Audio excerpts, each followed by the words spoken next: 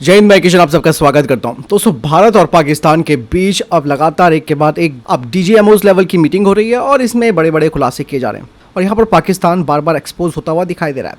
इस बार फिर से भारतीय डीजीएमओस ने पाकिस्तान की पोल खोली है और कहा है कि भारत किसी भी तरीके के खतरे से निपटने के लिए तैयार है।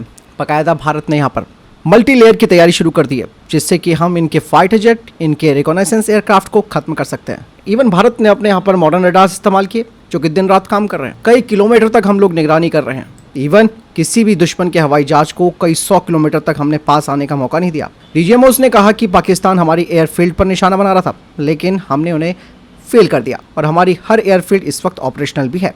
आकाश सिस्टम का भी इस्तेमाल किया गया है, साफ तौर पर बोला गया है दोस्तों, जिसने कि चाइना की PL-15 को गिराया। पाकिस्तान की लेजर गन को भी टारगेट किया गया है भारत के द्वारा। पाकिस्तान की ड्रोन लेजर गन को भी टारगेट किया गया है और पाकिस्तान के एक एक ड्रोन को मार गिराने के साथ साथ इनका नूर खान एयरबेस भी तबाह किया। यहाँ पर सबसे बड़ी बात हमारे multi layer air defence system को लेकर हो रही है, जिसने कि पाकिस्तान के कई ड्रोन्स को खत्म किया। इस मीटिंग की शुरुआत होती है याचना नहीं अब रण होगा से। दोस्तों, हमारी लड़ाई आतंकवाद और आतंकवादियों के खिलाफ थी।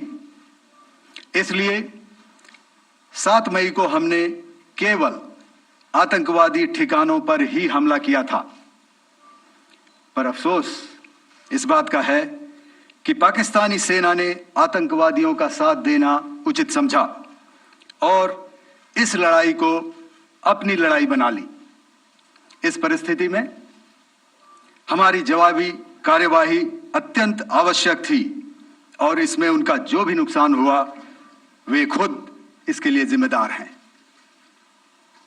हमारी तरफ से हमारी एयर डिफेंस सिस्टम्स देश के लिए दीवार की तरह खड़ी थी और इसको भेदना दुश्मन के लिए नामुमकिन था। As you all are well aware, this robust AD system comprises of a large variety of multi-layered AD sensors and weapon systems, from point defense weapons like the low-level air defense guns, shoulder-fired manpads, and short-range surface-to-air missiles or SAMs, to area defense weapons like the air defense fighters and longer-range surface-to-air missiles within our inventory. Additionally, the numerous waves of drones and unmanned combat aerial vehicles employed by Pakistan were also thwarted by the indigenously developed soft and hard kill counter US systems and the well-trained Indian air defense personnel. All this was brought together as an efficient and effective AD environment by the Integrated Air Command and Control System or the ISCCS of the Indian Air Force, which accords us the net-centric operational capability which is vital to modern days war fighting. धन्यवाद air marshal Bharti. मैं आज आप सब के साथ भारतीय सेना के एयर डिफेंस मेजर्स जो कि हमने इंडियन एयरफोर्स के साथ मिलजुल कर तालमेल में लिए, उसके बारे में कुछ बातचीत करूंगा। इस विषय में मैंने कल भी कुछ टिप्पणी करी थी, लेकिन आज मैं इस युद्ध के अहम एस्पेक्ट के बारे में आपको थोड़ा और पर्सपेक्टिव देना चाहता हूं। हमें एयर डिफेंस ऑपरेशन सिंदूर के एयर डिफेंस की कार्रवाई को एक कॉन्टेक्स्ट में समझने की आवश्यकता है। मैंने आपको कल बताया था कि पिछले कुछ सालों में आतंक की गतिविधियों का कैरेक्टर जो है उसमें कुछ बदलाव आ रहा था। अब हमारी मिलिट्री के साथ साथ मासूम सिविलियंस जो कि अपना बचाव करने में विफल थे, उन पर भी हमले हो रहे थे। 2024 में जम्मू सेक्टर में शिवखोरी मंदिर को जाते हुए यात्री और इस साल अप्रैल में पहलगाम में मासूम पर्यटक इस खतरनाक ट्रेंड के विशेष उदाहरण हैं। पहलगाम तक पाप का यह घड़ा भर चुका था। उसके बाद जो हुआ उसके बारे में हम कल विस्तार में बातचीत कर चुके हैं, क्योंकि आतंकियों पर हमारे सटीक हमले लाइन ऑफ कंट्रोल और इंटरनेशनल बाउंड्री को पार करे बिना किए गए थे। हमें पूरा अंदेशा था कि पाकिस्तान का वार भी बॉर्डर के उस पार से ही होगा। इसलिए हमने अपनी एयर डिफेंस की पूरी तैयारी पहले से ही कर ली थी। हमारी इन्वेंट्री में शामिल काउंटर मैन्ड एरियल सिस्टम्स,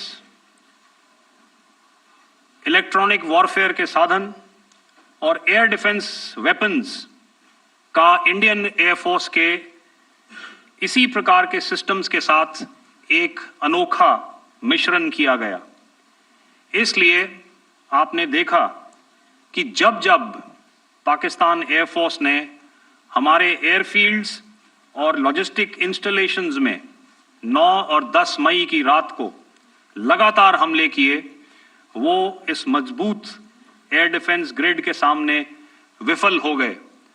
आपके सामने इस ग्रिड को एक तरीके से दर्शाया गया है।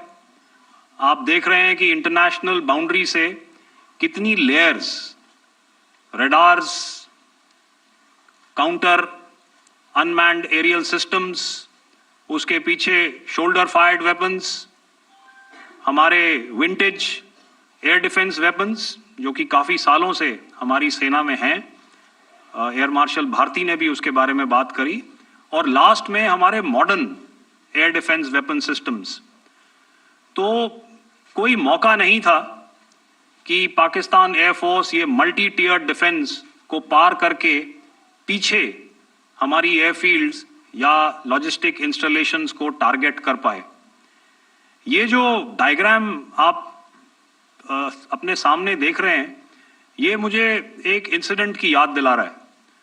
और मैं आपको इस उदाहरण के जरिए से एक ये एस्पेक्ट हाईलाइट करना चाहता हूं। जब मैं स्कूल में था तो तकरीबन मेरे ख्याल से ये 70 का दशक था, और उस समय इंग्लैंड और ऑस्ट्रेलिया के बीच में, आज शायद क्रिकेट की बात भी करनी चाहिए क्योंकि मैं देख रहा था कि विराट कोहली ने टेस्ट क्रिकेट से रिटायरमेंट ले ली। कई भारतीयों की तरह वो मेरे भी फेवरेट क्रिकेटर हैं। तो 70 के दशक में ऑस्ट्रेलिया और इंग्लैंड की फेमस एशेज सीरीज चल रही थी, और उस समय ऑस्ट्रेलिया के 2 बहुत तेज गेंदबाज जो कि क्रिकेट हिस्ट्री में बड़ा उनका नाम है, जेफ थॉमसन और डेनिस लिली, उन्होंने अंग्रेजी बैट्समैन और उनकी बैटिंग लाइनअप को तहस नहस कर दिया था। और ऑस्ट्रेलियंस ने उस समय एक कहावत निकाली थी, that from ashes to ashes and from dust to dust, if Thommo don't get here then Lillee surely must. और अगर आप इस लेयर को देखें तो आप समझ जाएंगे कि मैं आपको क्या बताने की कोशिश कर रहा हूं। तो अगर आप सारे सिस्टम्स को पार कर भी गए तो आपको फिर भी एयरफील्ड या लॉजिस्टिक इंस्टॉलेशन या जो भी चीज को आप टारगेट कर रहे हैं उसमें पहुंचने से पहले कोई ना कोई इस लेयर्ड ग्रिड का सिस्टम जरूर गिरा देगा।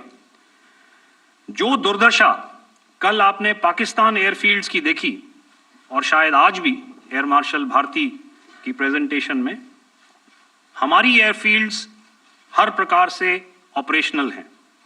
यही नहीं, पाकिस्तान के ड्रोन्स और वेपनाइज्ड यूएवीज से की गई हमलावर कोशिशें भी इस ग्रिड के कारण नाकाम हुई, और जो बचे कुचे ड्रोन्स थे उन्हें हमारे शोल्डर फायर्ड हथियारों से मार गिराया गया। मैं यहां पर अपनी बॉर्डर सिक्योरिटी फोर्स की भी सराहना करना चाहता हूं।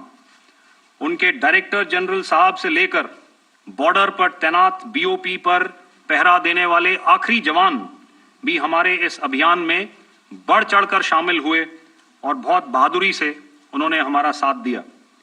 उनके काउंटर अनार्म्ड सिस्टम्स भी हमारे इस मल्टी टियर्ड एयर डिफेंस ग्रिड का हिस्सा थे, जिसके कारण पाकिस्तान की नापाक हरकतों का विनाश किया गया। आपने सुना ही होगा, जब हौसले बुलंद हों तो मंजिलें भी कदम चूमती हैं। In the end, I would like to highlight again that in every single domain that Operation Sindhur has been prosecuted, there has been absolute synergy between the three services. Not only have we, in this endeavor, been fully supported by our government, departments, and agencies, I cannot here not mention our 140 crore countrymen that have stood behind us with their prayers and goodwill, urging and inspiring us to achieve our mission and objectives. For that, we salute you.